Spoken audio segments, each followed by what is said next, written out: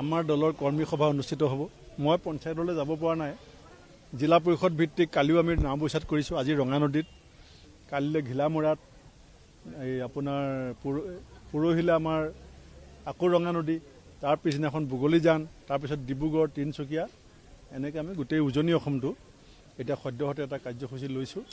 আৰু আপোনালোকে দেখিছে যে বিজেপিৰ ইমান ভয় ভাবুকি প্ৰলোভনৰ মাজত যিধৰণে গঞা ৰাইজ ওলাই আহিছে, এইটোৱে প্ৰমাণ কৰে যে এটা পৰিৱৰ্তনৰ বতাহ গাঁওবিলাকত উলিবলৈ আৰম্ভ কৰিছে।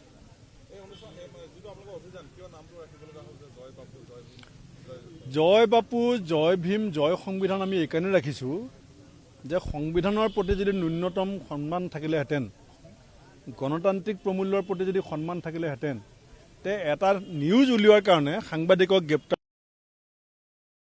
কৰাৰ দুঃসাহস এই বিজেপি চৰকাৰে নকৰিলেহেঁতেন।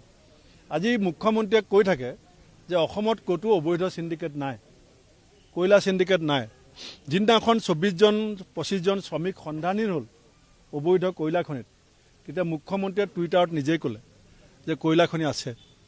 আকৌ যেতিয়া গম পালে যে সেই কয়লা খনিৰ ভাগটো তেওঁলৈ আহি থাকে, দেৱলাল গাৰ্লোছাৰ পত্নীৰ নামত মিনাৰেল ডেভেলপমেণ্ট কৰ্পৰেশ্যনৰ ডকুমেণ্টছ আপোনালোকে সংবাদ মাধ্যমে দেখুৱাইছে যে কি ধৰণে দেৱলাল গাৰ্লোছাৰ পত্নীয়ে অবৈধ কয়লা খনিত চৰকাৰৰ অনুমতি লৈ পেলাই অবৈধ কয়লা ব্যৱসায় কৰি আছিলে। যেতিয়া গম পালে যে দেৱলাল গাৰ্লোছাৰ ঘাট যদি হাত দিবলৈ যায়, তেতিয়া তেওঁ কাৰ নাম কৈ দিব? আচল যিটো কয়লা মাফিয়া চৰ্দাৰ তেওঁৰ নাম লৈ ল'ব। এতিয়া সেইকাৰণে মুখ্যমন্ত্ৰীগৰাকীয়ে এই কথাবিলাক গাপ দিবৰ কাৰণে চেষ্টা কৰিছে। CBI এতিয়া চকুত ক'লা কাপোৰ বান্ধি আছে, পুলিচে চকুত ক'লা কাপোৰ বান্ধি আছে, ইলেকশ্যন কমিশ্যন এতিয়া নিৰপেক্ষ নহয়, জুডিচিয়াৰীত আপুনি গা জোৰত এতিয়া সিদ্ধান্ত ল'ব পাৰে। এই কথাবিলাকৰ কাৰণে আমি ৰাইজক কৈছোঁ যে ৰাইজ এতিয়া সচেতন হ'ব লাগিব। সংবিধান আৰু গণতান্ত্ৰিক প্ৰমূল্য আৰু সমাজবাদ, ধৰ্ম নিৰপেক্ষতা বচাবৰ কাৰণে আম্বেদকাৰ ডাঙৰীয়া, গান্ধীজী আমাৰ কাৰণে কিমান প্ৰাসংগিক, আৰু তেওঁলোকৰ অৱদানক বাদ দি যে আমি দেশখন যে অচলৈ যাম, আমাৰ সামাজিক যিটো পৰিকাঠামো, এই পৰিকাঠামো ধ্বংস কৰিবৰ কাৰণে বিজেপিৰ যিটো ষড়যন্ত্ৰ, তাৰ বিৰুদ্ধে আমি ৰাইজক একত্ৰিত কৰিবৰ কাৰণে চেষ্টা কৰি আছোঁ। দিল্লী মই ইমান খবৰ ৰখা নাই, কিন্তু মই এইটো শুনিছোঁ যে আমাৰ বৰ বেছি ভাল হৈছে বুলি মই খবৰ পোৱা নাই।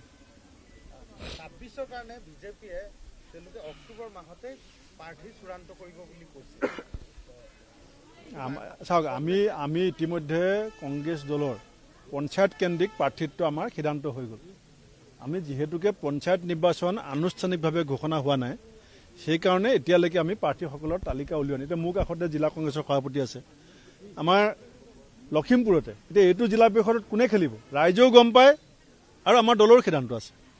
আমি আনুষ্ঠানিকভাৱে এইকাৰণে ঘোষণা কৰা নাই, কাৰণ দলৰ পৰম্পৰা মতে ইলেকশ্যন ঘোষণা নহ'লে প্ৰাৰ্থী ঘোষণা কৰিব নালাগে।